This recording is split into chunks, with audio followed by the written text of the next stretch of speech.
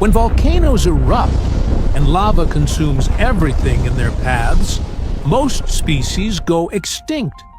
But one grows stronger with every disaster. What begins as a helpless hatchling clinging to scorched rock will evolve into something that turns fire itself into a weapon. This is not survival. This is transformation by catastrophe.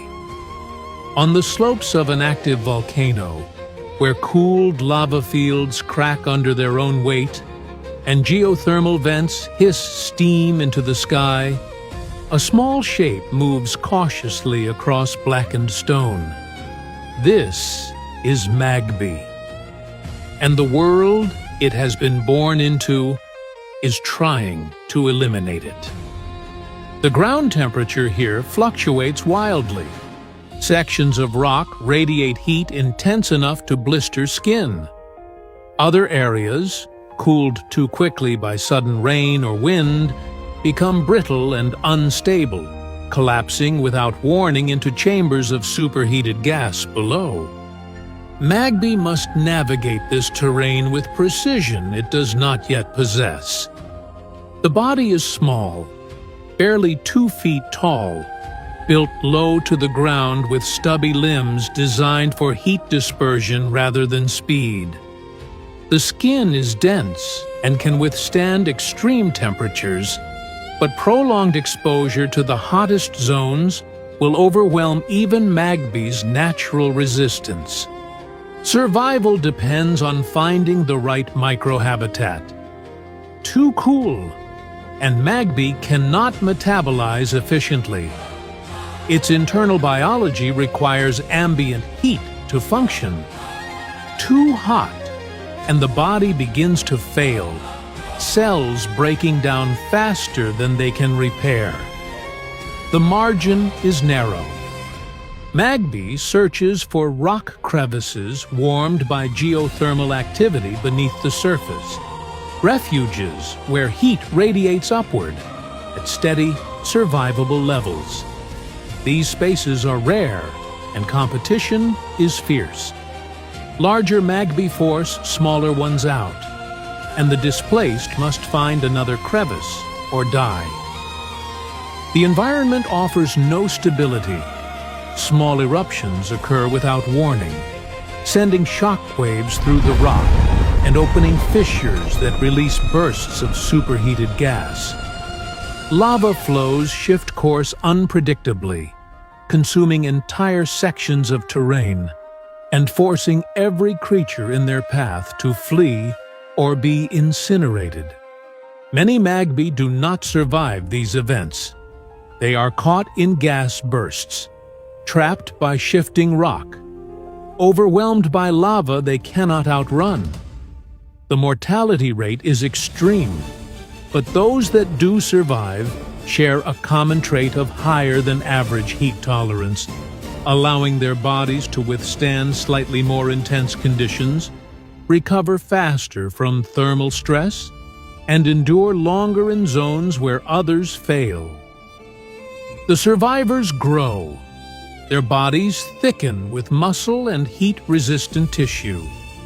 Their internal systems become more efficient at managing thermal energy. And eventually, they transform into something no longer defined by vulnerability. What emerges is no longer helpless. It is a survivor, forged by fire. Magmar ignimunis, the lava walker. Magmar stands upright at nearly 4 feet tall, capable of crossing terrain that would be impassable to most predators. The arms are longer, more muscular, built for gripping heated rock. The tail has thickened, serving as a counterbalance during rapid movement across unstable surfaces. But the most significant change is internal. Magmar's core body temperature now exceeds 1200 degrees Fahrenheit. Heat that would destroy other organisms is regulated, contained, converted into metabolic fuel. This allows Magmar to live in zones most creatures cannot even approach. Magmar hunts along the edges of active lava flows and shelters in caves heated by magma chambers, moving across rocks so hot that the air shimmers and its footprints leave glowing scorch marks. This extreme thermal tolerance grants access to hunting grounds with almost no competition, where prey species become isolated by heat barriers they cannot cross. The hunting method is direct. When prey flees into rock crevices too narrow for pursuit, Magmar releases fire. Biologically generated heat expelled from specialized glands in its throat, ignited upon contact with oxygen. The burst floods the crevice with superheated air, forcing the prey out into the open or into thermal shock. This ability to weaponize heat is a significant evolutionary advantage, but the environment remains unforgiving. The volcanic landscape is never stable. Small eruptions, new lava flows, and collapsing rock formations force Magmar to relocate constantly. Each environmental shift eliminates old habitats, creates new territories, and triggers fierce competition among Magmar for the most viable zones. Individuals that lack sufficient strength or heat resistance are driven out and perish. And within this relentless selection pressure, a new transformation begins. Internal structures develop. The body is preparing for something beyond survival. What emerges is preparing to weaponize catastrophe itself. Magmortar catastrophicus, the fire catastrophe. Magmortar stands over 5 feet tall and weighs nearly 150 pounds. The body is broader, heavier, built not for speed, but for stability and power. The arms have transformed entirely. What were once limbs designed for gripping and climbing are now biological cannons.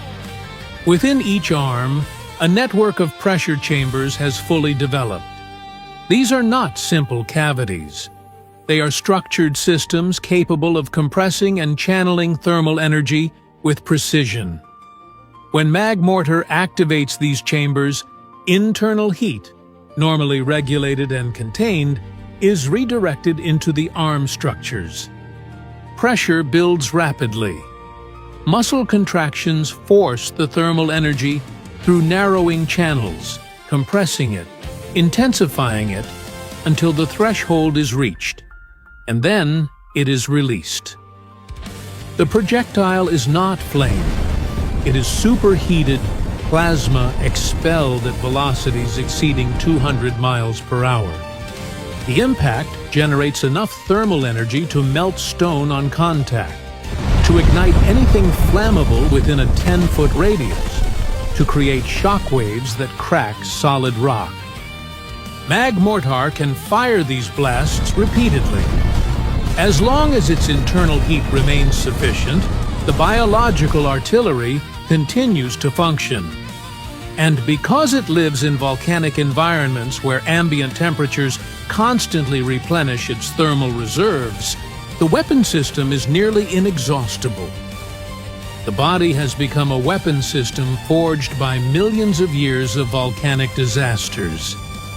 Each eruption that reshaped the landscape also reshaped the species, eliminating the weak, preserving the adaptive, driving evolution toward a single outcome: mastery over fire itself.